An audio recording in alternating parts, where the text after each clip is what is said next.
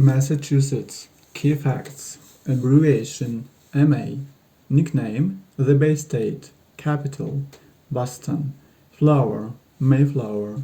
Tree American elm. Bird Chickadee. Motto Ense petit placidam sub libertate quietem.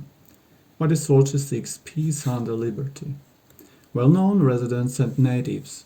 Paul Revere, John Quincy Adams, Calvin Coolidge, John F. Kennedy, George H. W. Bush, John Hancock, Benjamin Franklin, Susan B. Anthony, Oliver Wendell Holmes, Robert Kennedy, Edward Kennedy, Michael Dukakis, John Kerry, Mitt Romney, John Howard, Eli Whitney, Elias Howe, Samuel Morse, Alexander Graham Bell, James McNeill Whistler.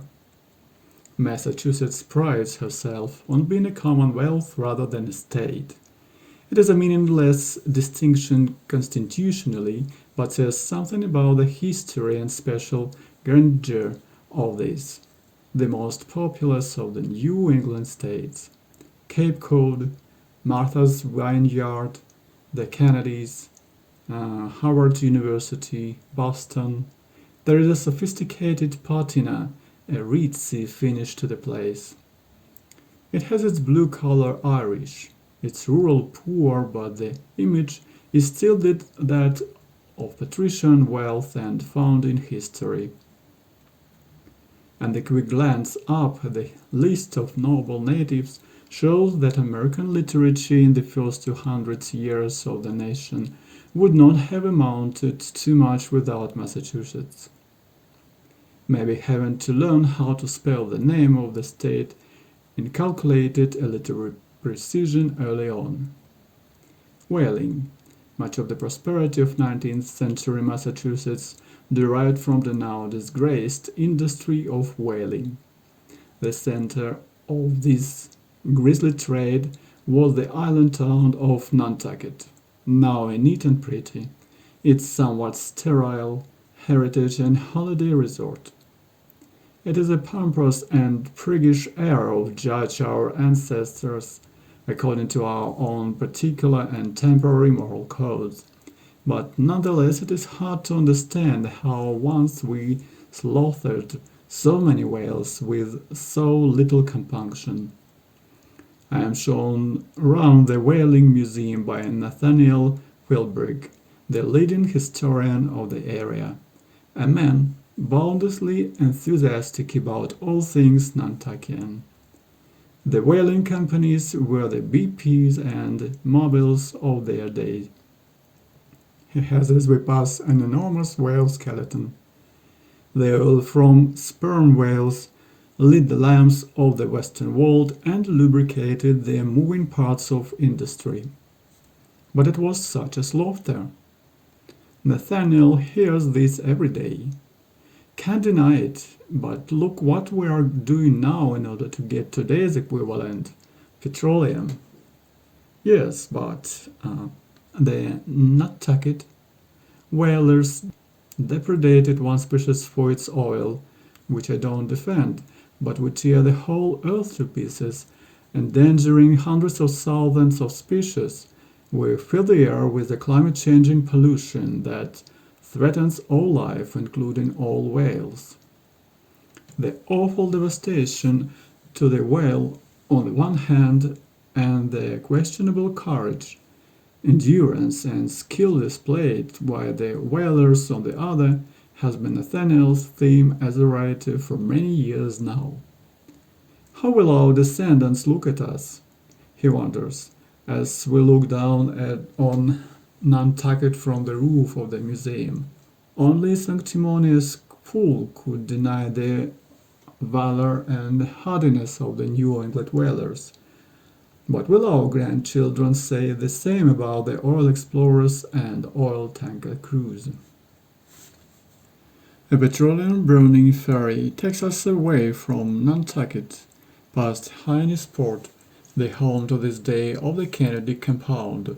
Yeah, saw old Ted sailing just yesterday afternoon, the ferry captain tells me. Gave me a wave, he did. The Pilgrims.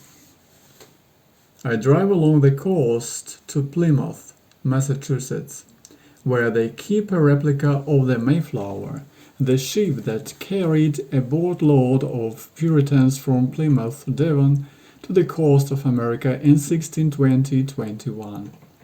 These Pilgrims' fathers have been given almost arbitrarily, one might think, the iconic status of nation builders. It is almost as if Plymouth Rock is the very rock of which America itself was built. The turkeys those pilgrims killed for food and the sour cranberries they ate with them in their first hard winter are annually memorialized on the third Thursday of every November in the great American feasting ritual known as Thanksgiving. Those who can trace their ancestry back to the Pilgrims count themselves almost a kind of aristocracy. I enjoy morning clambering about listening to the heritage talk and watching parties of American school children having the legend of the Pilgrims' fathers reinforced in their young minds. I with John Hancock out of Plymouth, Hampshire, declaims the bearded man in a leather jacket. No, you bain't, I tell him firmly. You been an actor out of New York City. Only I say no such thing because I am too polite.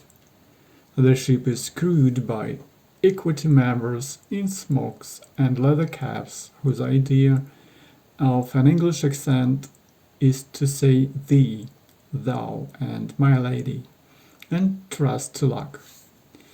Do they hail from the old country? I am asked. No, no, no, I am once more too polite to say. You mean, dost thou? Do thee makes no sense. The idea that the Puritans came to New England to avoid persecution is lodged firmly in the American psyche. Gore-Vidal's view that they came not to be free from persecution, but, on the contrary, to be free to persecute while heretical to America's vision of itself, is to some extent borne out in the literature of Hawthorne and the decidedly murky regimes of tyranny, bigotry, and intolerance under which the citizens of the New World were forced to live in the early days. Quakers, for example, were persecuted, suppressed, tortured, and discriminated against in much of New England throughout the early years of the colonies. But I suppose the tortuous alteration of real history and the elevation of the Pilgrim Fathers to heroic status was important to America, which needed to create a vision of itself constant with its lofty aims. I dare say Robin Hood was a greedy cutthroat, and Bort Sear a cruel tyrant. All nations twist history and cleanse their heroes in order to express an idea to live up to. Nowhere in America is the religious intolerance and fanatism of the early colonies more apparent or more weirdly celebrated than in the small town of Salem, MA.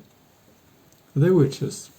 Halloween is the first of America's great winter festivals of celebration and commerce, followed by Thanksgiving and completed by Christmas, or the holidays as they usually called, in deference to non-Christians. And New Year. Children across America go trick-or-treating dressed up as ghosts, monsters, ghost-spotted zombies, or somewhat inexplicably superheroes.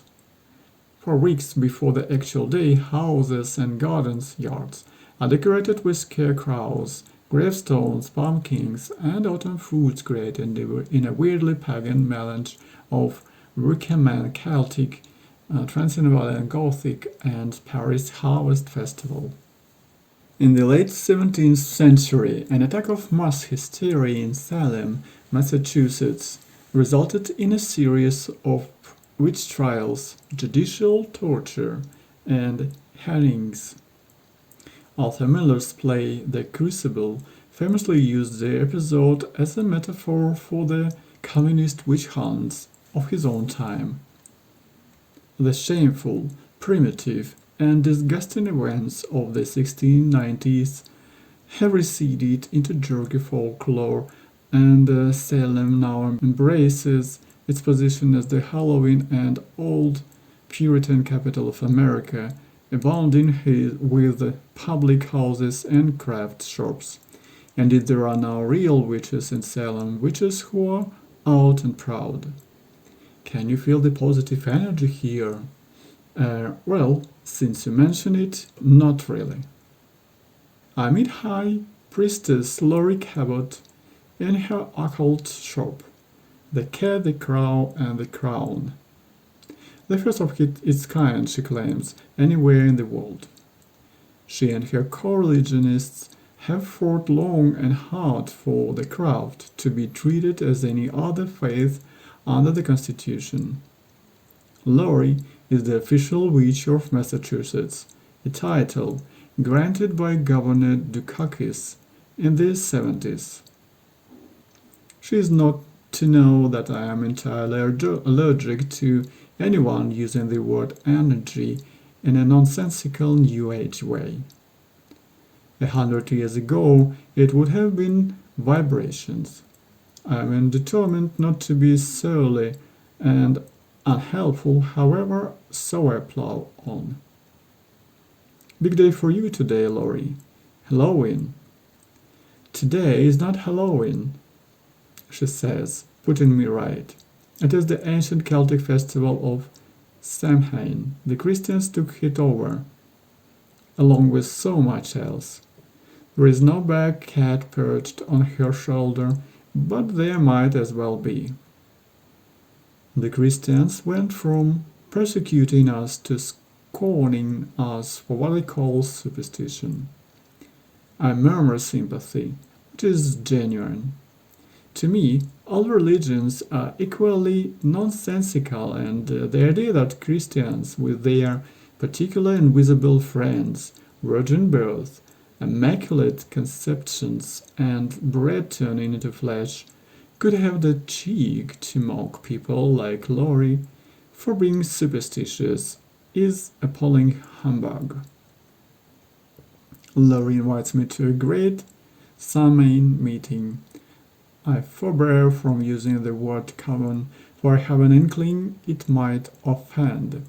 It is to be held not naked and out of doors, leaping through flames and around pentacles, but in the ballroom of the Hawthorne Hotel. No black candles, no reciting of the Lord's Prayer backwards. This is not Hammer House of Horror, but a kind of syncretic New Age mixture of Druidism, Celtic folklore, and much vague talk about energies. The meeting itself is a very charming part in which the Cabot-style witches who have come from all over the world to be here dress up, dance, to 70s and 80s pop mostly, and then come forward for a circle in which a sword is waved, incantations are made and energies invoked. It is all over very quickly, and then Lori and I get on with the business of judging the best costume of the evening. Meanwhile, outside, the entire town of Salem has turned into a huge horror and gore theme park. The smell of donuts and burgers, the sound of rock music, the sight of murder, mayhem and death.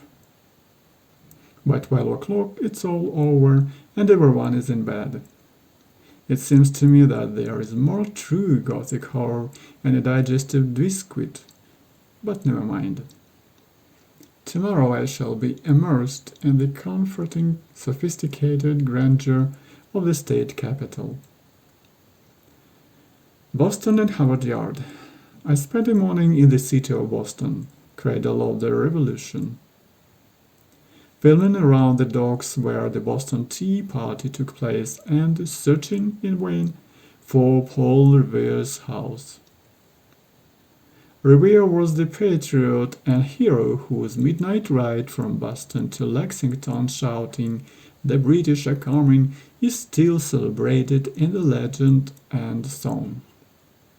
The apparent address of his house defeats the Texas satellite navigation system, and after driving around Boston's Chinatown asking puzzled citizens for the Revere's house, I find myself in desperate need of a cup of tea. It so happens that I have heard of a place across the water in Harvard Yard where, almost uniquely in America, a proper cup of tea can be had. If you can pronounce Harvard Yard the way the locals do, you can speak Bostonian. It's more than I can manage. I can try always to sound Australian when I try. The are almost as short as in cat, even though they are followed by R's. Impossible. Harvard University is America's Cambridge. So much so that the town it is in over the water from Boston is actually called Cambridge. Those who like good old-fashioned English afternoon tea with proper sandwiches and proper cakes, and tea that isn't the etiolated issue of a brag dangled in warm water, those who like to meet pert young students and trim graduates and twinkly, stylish professors, all congregate gratefully at the weekly teas held by Professor Peter Gomez, theologian, preacher, and a natural leader of Harvard Society. He dresses like a character from the pages of his favorite author. When asked to offer his list of the 100 best novels in the English language for one of those millennial surveys in 1999, he lamented, "But any such list will always be for short. P.G. Wodehouse only wrote 96 books." Black, gay, intensely charming, and connoisseur and an Anglophile, Gomez is not what I expected of a Baptist minister. A Baptist minister, furthermore, who, though now a Democrat, was something of a chaplain of the Republican Party, having led prayers at the inaugurations of both Ronald Reagan and George Bush Sr.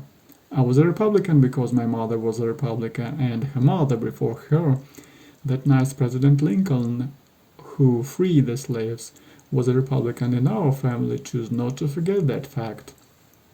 The downstairs lavatory in his beautifully furnished house is filled with portraits of Queen Victoria at various stages of her life, from young princess to elderly widow. I emerged from it murmuring praise. "I like my Victoria Station," beams Gomez. "I'm so happy."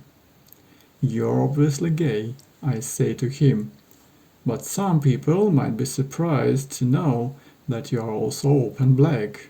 No, hang on. I've got that the wrong way round." He bellows with laughter. "No, you got it entirely right, you naughty man." Your command of language, your love of ornament, literature, and social style is that regarded by some as a kind of betrayal. Someone once called me an Afro-Saxon. He says, "It was meant as an insult, but I take it as a compliment." I am sorry to leave the elegance and charming of Harvard, but there is plenty more elegance and charm awaiting me up ahead in Rhode Island.